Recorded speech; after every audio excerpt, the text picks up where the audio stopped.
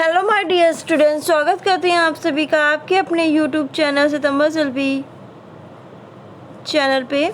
और स्टूडेंट, अगर आपको लैब असिस्टेंट के पीडीएफ नोट्स चाहिए तो उसकी फीस 899 है।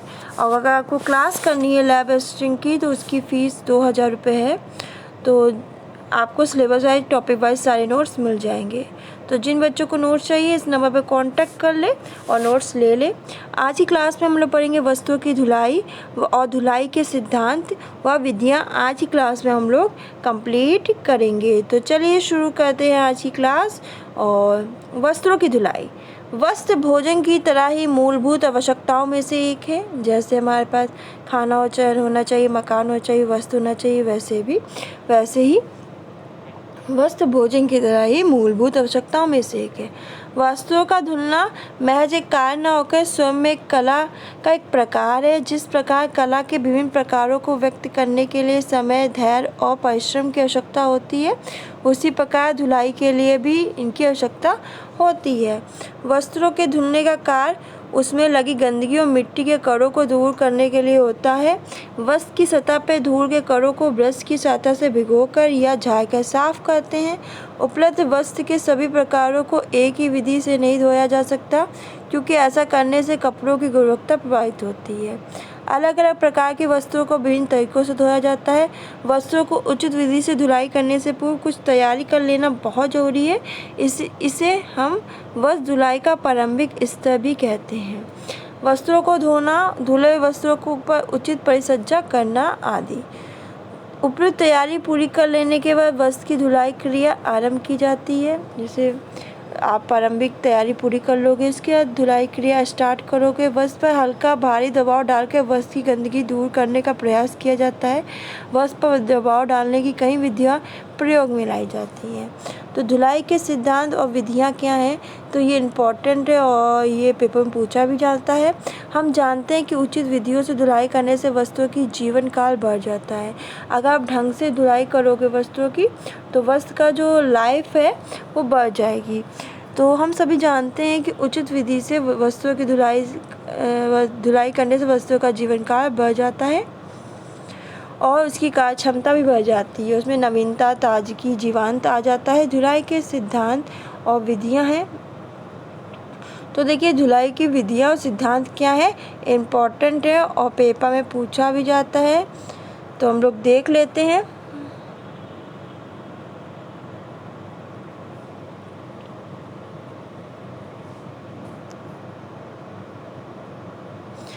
पहला आपका है रगड़ कर दबाव डालकर, हल्का दबाव डालकर, सेक्शन सिद्धांत का प्रयोग, मशीन द्वारा धुलाई।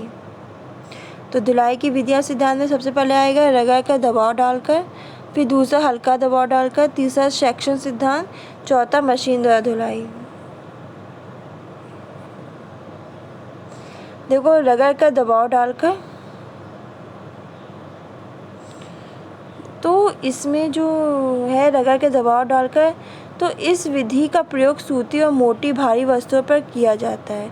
सूती और मोटी भारी वस्त्रों पर इस विधि का प्रयोग किया जाता है। कोमल महंगे वस्त्रों को इस विधि से धुलने से हानिकारक प्रभाव पड़ता है। कोमल जो महंगे वस्त्रों को इस विधि से धुलने से क्या होता है, हानिकारक प्रभाव पड़ता है। इस प्रकार रगड़ने की क्रिया की मुख्य रूप से 3 उपविधियाँ होती हैं। इस प्रकार से रगड़ के धुलने की 3 उपविधियाँ होती हैं। वो क्या हैं, देख लेते हैं हम लोग। हाथ से रगड़ना, हल्के, मुलायम, मध्यम, भारी वस्त्रों को इस उपविधि के माध्यम से धुला जाता है। रगड़ने की क्रिया गंदे स्थलों पर अधिक की जाती है। जो गंदे वाले पोर्शन है उस पर रगड़ने की क्रिया ज़्यादा की जाती है।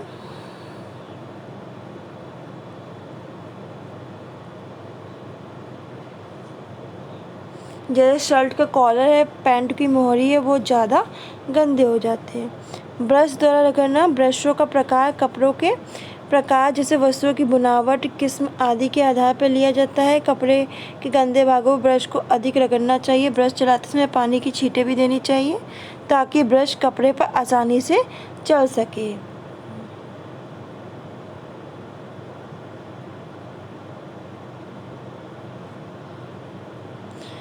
फिर ब्रश द्वारा हाथों से रगड़कर। तो अधिक भारी और मोटे मजबूत वस्तुओं को साफ करने के लिए इस उपविधि का प्रयोग करते हैं। वस्त्र को अगर गर्म पानी में डाल दिया जाए तो सफाई में इससे आसानी होती है। हल्का दबाव डालकर धुलने की यह विधि दूसरी विधि है। तो दबाव डाल के ये धुलने की क्या है, ये दूसरी विधि है, याद रखिएगा, इम्पोर्टेंट है। इसमें मुलायम महीन संरचना वाले कपड़ों को धुला जाता है। मुलायम और महीन संरचना के जो कपड़े उन्हें धुला जाता है। विभिन्न प्रकार के रंगों वाले रेशमी बुने हुए वस्त्रों को इस विधि के द्वारा धुलते हैं। साबुनीकृत घोल में वस्त्र को डालकर हल्के हाथों से इसे रगड़ते हैं, इसलिए इसे आटा गूंथने की प्रक्रिया भी कहते हैं। तो अगर पूछा जाए तो इसे हम क्या कहेंगे, आटा गूंथने की प्रक्रिया भी कहते हैं। तो इम्पोर्टेंट लाएंगे, इसको लिख लो। वस्त्र के अधिक गंदे स्थानों पर ज़्यादा ध्यान देते हैं। तो वस्त्र के जो अधिक गंदे स्थान हैं, जो अधिक गंदा पोर्शन है, उस पर ज़्यादा ध्यान देते हैं ताकि गंदगियाँ जो हैं वो आसानी से क्या चली जाए। सेक्शन सिद्धांत का प्रयोग। ये वस्त्र धुलने की तीसरी महत्वपूर्ण विधि है। वस्त्र धुलने की। प्रायः बड़े वस्त्रों को इस विधि की सहायता से धुलते हैं। जो बड़े वस्त्र होते हैं उनको इस विधि की सहायता से धुलते हैं। इस विधि से धुलने पर समय, श्रम, शक्ति की बचत होती है। समय की बचत होती है, श्रम की बचत होती है और शक्ति की बचत होती है।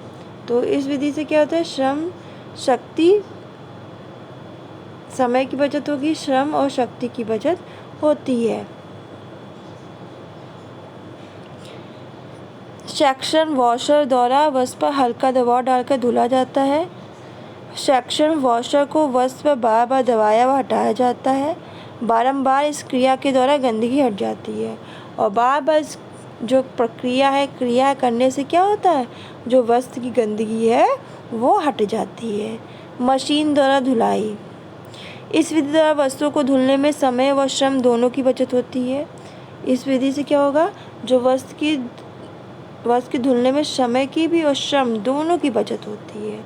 दोनों की क्या होगी, सेव होंगे, दोनों ही क्या होंगे, बचत होगी। कुछ मशीनें हाथों द्वारा, कुछ बिजली से चलती हैं। कुछ मशीनें हमारी हाथों द्वारा चलती हैं, कुछ बिजली से चलती हैं। इनमें वस्त्र को धुलने के लिए झाग बनाना, वस्त्र को हिलाना डुलाना आदि सभी प्रकार की मशीन स्वयं करती हैं। तो इसमें वस्त्र को धुलने के लिए जो झाग बनाना, वस्त्र को हिलाना डुलाना आदि सभी कार्य मशीन क्या है, स्वयं करती है, किसी की ज़रूरत नहीं होती है इसमें।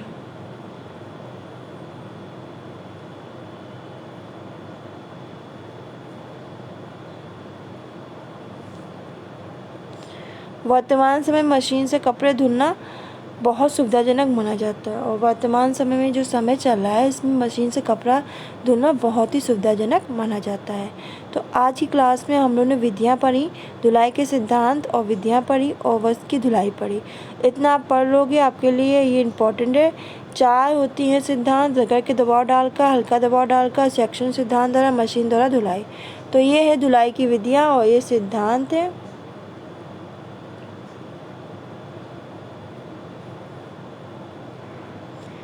नेक्स्ट क्लास में हम लोग पढ़ेंगे धुलाई के उपकरण, फिर उसकी नेक्स्ट क्लास में हम लोग वॉशिंग मशीन पढ़ेंगे।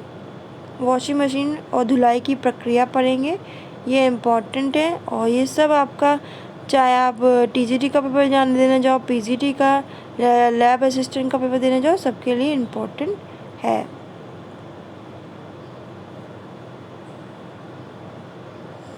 जो बच्चे लैब असिस्टेंट का PDF चाहते हैं, नोट्स चाहते हैं, तो इस नंबर पे कांटेक्ट कर सकते हैं। नोट्स की फीस आपकी 899 रुपये है और क्लास चाहिए तो उसकी फ़ीस आपकी 2000 रुपये है।